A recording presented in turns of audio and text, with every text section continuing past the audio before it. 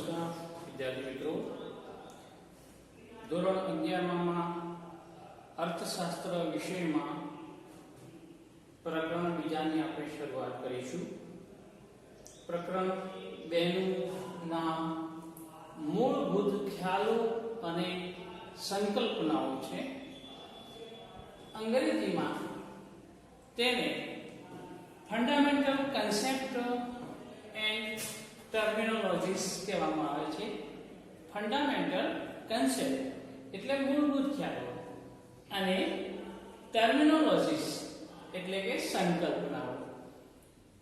કેટલાક એવા શબ્દો છે, કેટલાક એવા અર્થો છે, વ્યાખ્યાઓ છે, સાધનો છે કે જેનો આપણે અર્થશાસ્ત્રમાં ઊંડાણપૂર્વક અભ્યાસ કરવા માટે આ શબ્દો, આ અર્થો જાણી લેવા જરૂરી છે. તો જ આપણને અર્થશાસ્ત્રનો ઊંડાણપૂર્વક ખ્યાલ આવી શકે. એટલે શરૂઆતની અંદર આપણે જોઈએ તો માનવી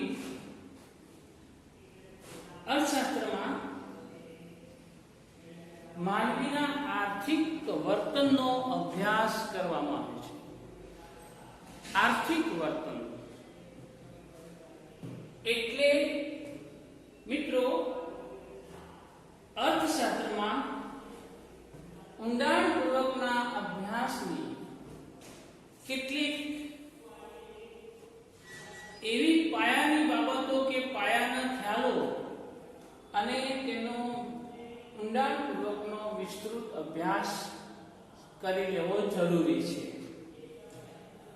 શરૂઆતમાં આ શબ્દો, આ અર્થો, આ સંકલ્પનાઓ એકબીજાના વૈકલ્પિક તરીકે ઉપયોગમાં આવતી. શરૂઆતના શબ્દો, અર્થો અને મૂળભૂત ખ્યાલોની સ્પષ્ટ સમજણ મેળવી લેવાથી અર્થશાસ્ત્રનો અભ્યાસ એકદમ સિમ્પલ બની જાય છે.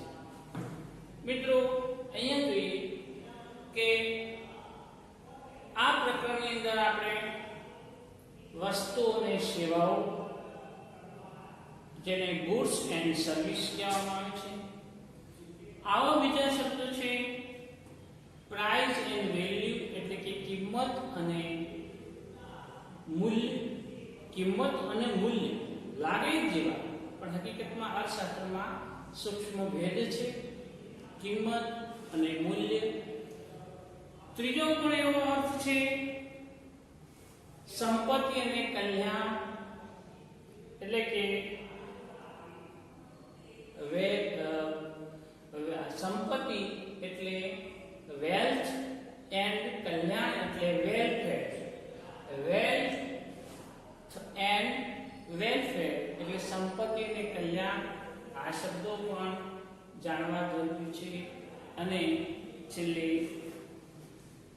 જે ટ્રેડ સાયકલ છે, વ્યાપાર ચક્ર, આવી 4 મહત્વના શબ્દો, 4 બાબતો આપણે આ પ્રકરણમાં સમજવાની છે. મિત્રો, સૌથી પહેલા આપણે કિંમત અને મૂલ્યની વાત કરીશું. પહેલી બાબત છે કિંમત અને મૂલ્ય, જેને આપણે પ્રાઇસ એન્ડ વેલ્યુ કહેવામાં આવે છે. પ્રાઇસ એન્ડ વેલ્યુ, કિંમત અને મૂલ્ય. હવે શરૂઆતની અંદર જોવા જઈએ તો આ બંને શબ્દો એકબીજાના જેવા જ એક જ છે અથવા વૈકલ્પિક તરીકે લોકો ઉપયોગમાં લેતા હતા.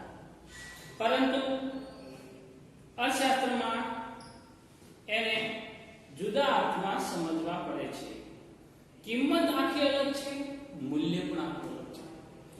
તો પહેલા આપણે કિંમત કોને કહેવાય? તો પહેલી વાત છે કિંમત એટલે પ્રાઇસ. કિંમત કોને કહેવાય? તો મિત્રો, કિંમત એટલે વસ્તુ કે સેવાના બદલામાં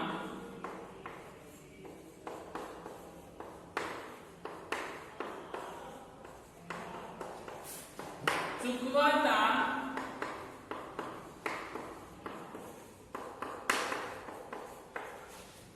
વસ્તુ કે સેવાના બદલામાં ચૂકવાતા નાણાકીય એકમનું પ્રમાણ.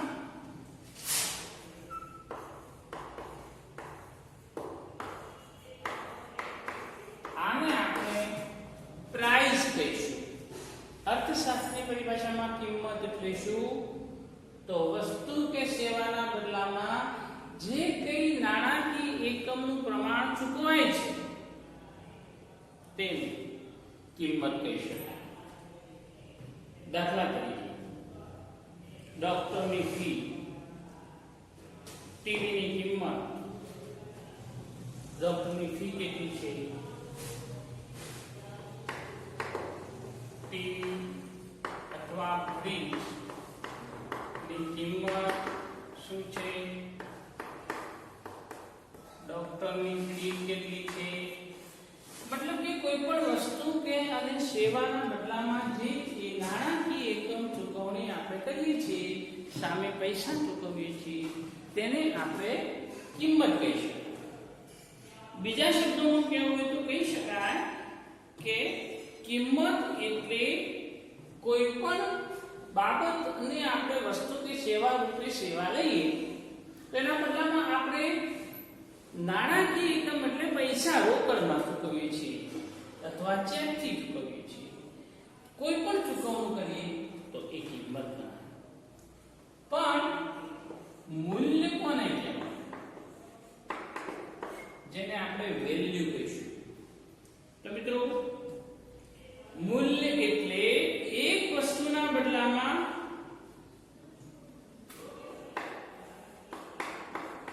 કોઈ એક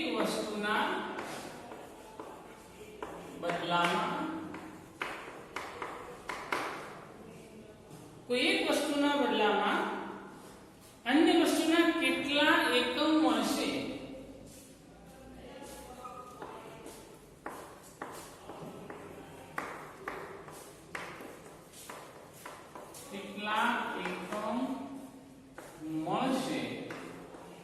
તેનું પ્રમાણ,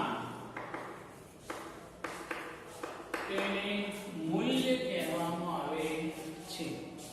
કોઈ એક વસ્તુના બદલામાં અન્ય વસ્તુના કેટલા એકમ સામે મળશે તેનો જથ્થો અથવા પ્રમાણને મૂલ્ય કહી શકાય. બીજી રીતે કેવું હોય તો મૂલ્ય એટલે કોઈ પણ વસ્તુ કે સેવાનું અન્ય વસ્તુના પ્રમાણમાં વિનિમય. વસ્તુ કે સેવાના સામે અન્ય કોઈ પણ વસ્તુ કે સેવાનું જે વિનિમય મૂલ્ય છે તેને મૂલ્ય કહી શકાય. મિત્રો, અહીંયા વ્યવહારમાં આપણે મૂલ્યને બે રીતે જોઈ શકીએ.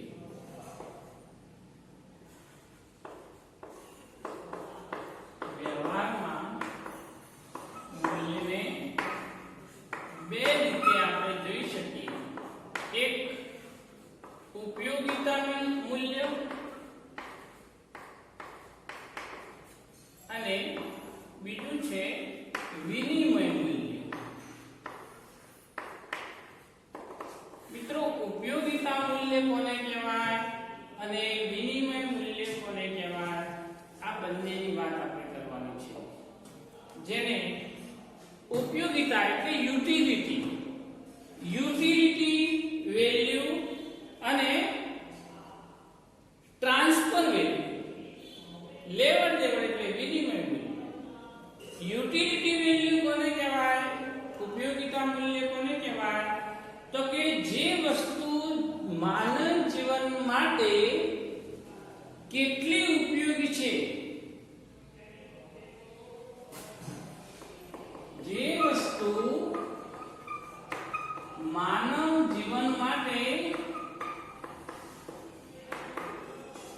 કેટલી ઉપયોગી છે એનું મહત્વ કેટલું છે, કેટલી ઉપયોગી છે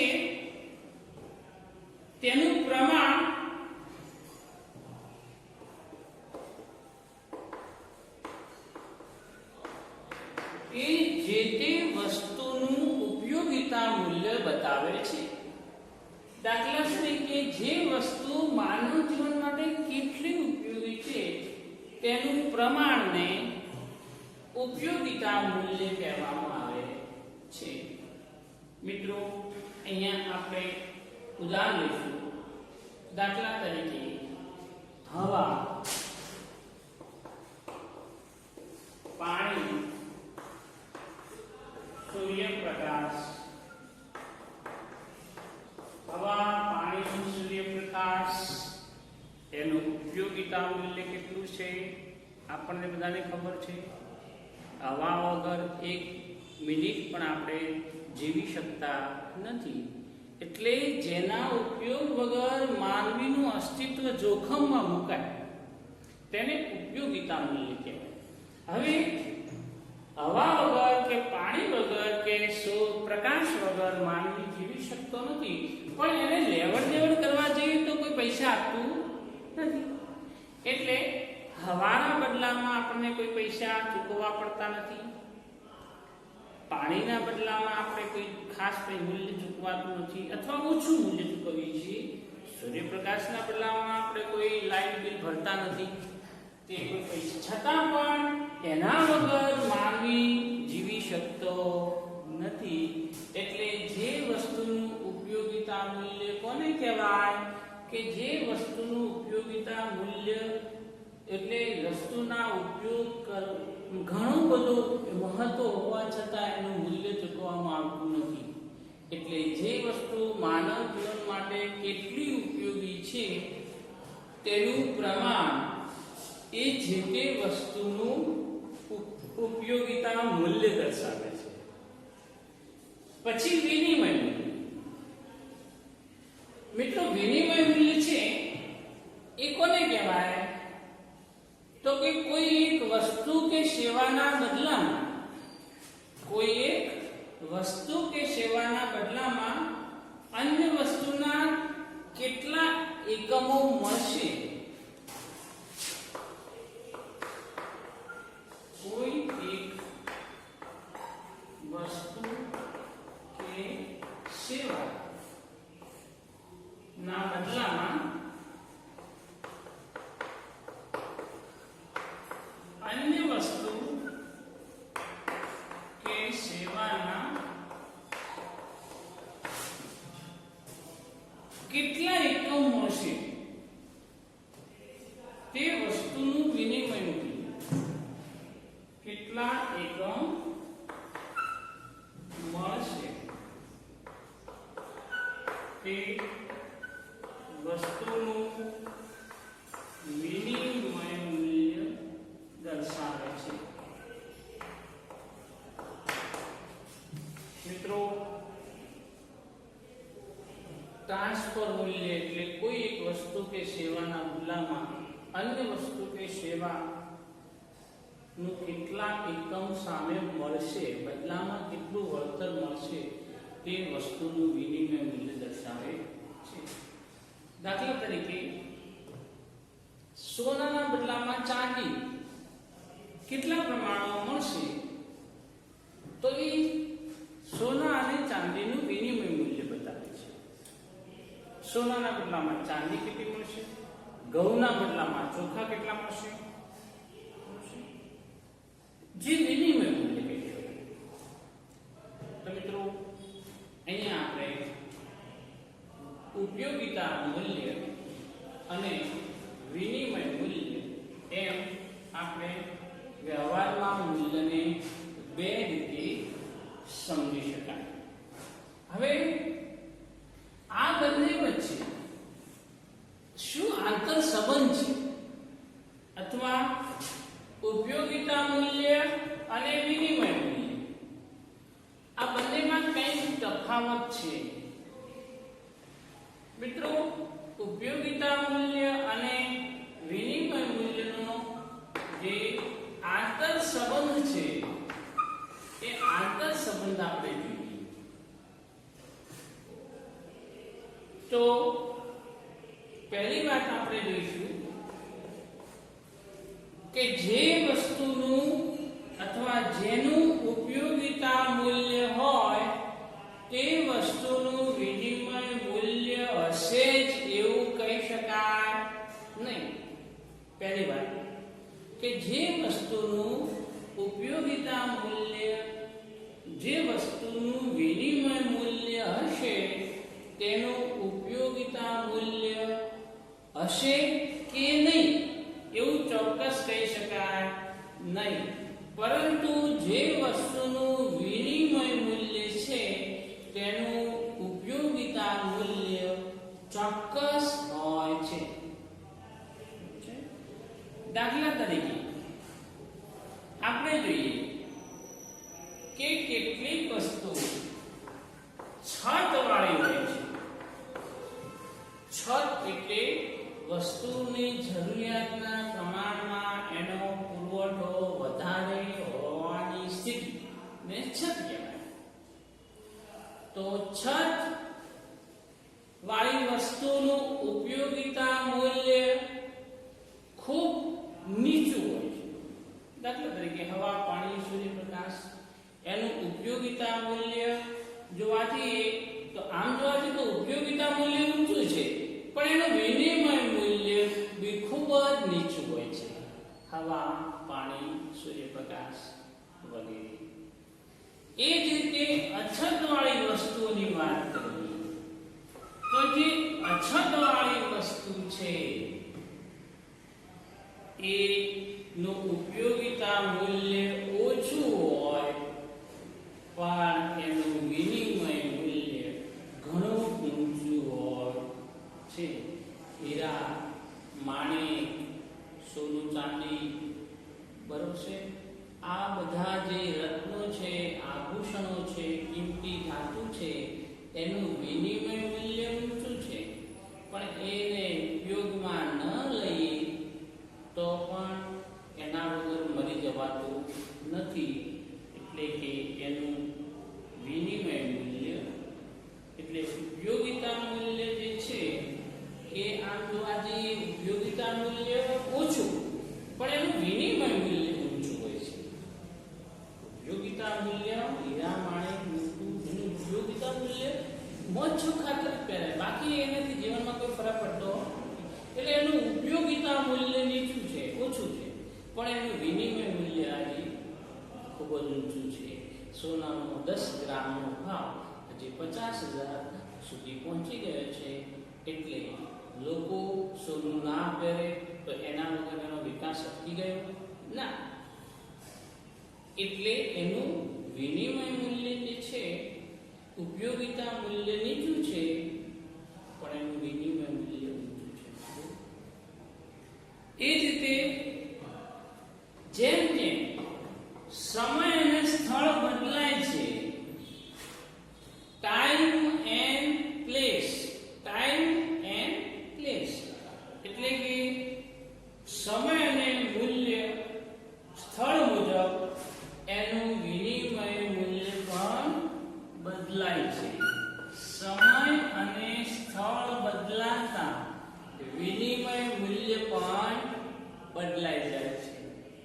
દાખલા તરીકે કોઈ વસ્તુ જ્યાં સફરજન જ્યાં થતા હોય ત્યાં એનું કિંમત મૂલ્ય બહુ ઓછું હોય છે, પણ એ જ્યાં જરૂર છે ત્યાં એની ઘણી કિંમત છે. એ જ રીતે સમય બદલાય. રેનકોટનું મૂલ્ય ચોમાસામાં સમજાય છે. એ જ રીતે ગરમ વસ્ત્રો સ્થળ જે ધ્રુવ પ્રદેશો છે, હિમાલય છે, જ્યાં આપણે ઠંડા હવામાનમાં જો બરફ છાયેલો હોય છે એ જગ્યાએ ગરમ વસ્ત્રોનું મૂલ્ય આપણને સમજાય. સ્થળ બદલાય અને જો આપણે ગરમ સ્થળોએ જઈશું તો પછી આપણે કાઢી નાખવાનું મન થાય, એ આપણને ગમશે નહીં. પણ એ જ ગરમ વસ્ત્રો જ્યારે ધ્રુવ પ્રદેશમાં જઈએ અથવા ઠંડા પ્રદેશમાં જઈએ તો આપણને એનું મૂલ્ય સમજાય છે. તો મિત્રો, સમય અને સ્થળ બદલાતા મૂલ્યમાં પરિવર્તન આવે છે. તો આના ઉપરથી કહી શકાય કે મૂલ્ય કોને કહેવાય અને કિંમત કોને કહેવાય. શકાય કે વસ્તુ કે સેવાનું અન્ય વસ્તુના પ્રમાણમાં એનું વિનિમય મૂલ્ય, વસ્તુ કે સેવાનું અન્ય વસ્તુના પ્રમાણમાં તેનું વિનિમય મૂલ્ય એ મૂલ્ય ગણાય. અને કિંમત એટલે વસ્તુ કે સેવાના બદલામાં ચૂકવાતા નાણાંથી એકમનું પ્રમાણ, વસ્તુ કે સેવાના બદલામાં ચૂકવાતા નાણાંથી એકમનું પ્રમાણ, એને આપણે કિંમત કહીશું. તો મિત્રો અહીંયા કિંમત અને મૂલ્યની આપણે વાત કરી છે. એના ઉપરથી આપણે કહી શકાય કે કિંમત અને મૂલ્ય બંને શબ્દો એક છે.